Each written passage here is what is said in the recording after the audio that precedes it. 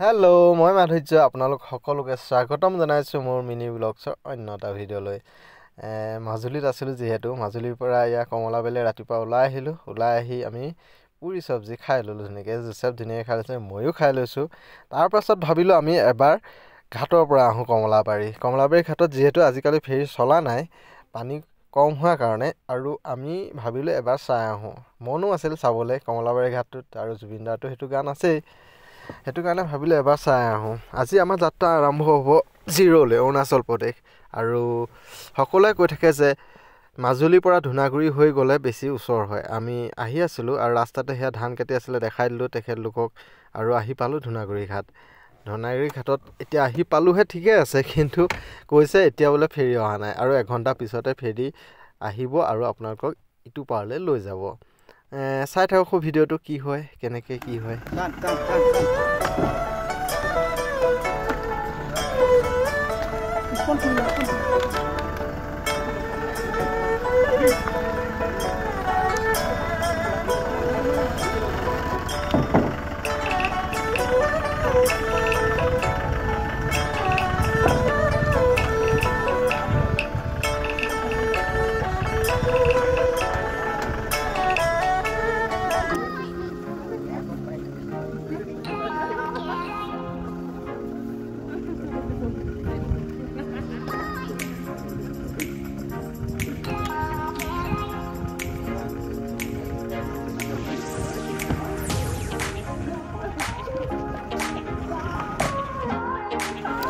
দুইখন গাড়ী তুলি হৈ গ'ল, এতিয়া মই তুলি ল'ম। তুলি লোৱাৰ পিছত আমাৰ যাত্ৰা আৰম্ভ হ'ব ফেৰীত।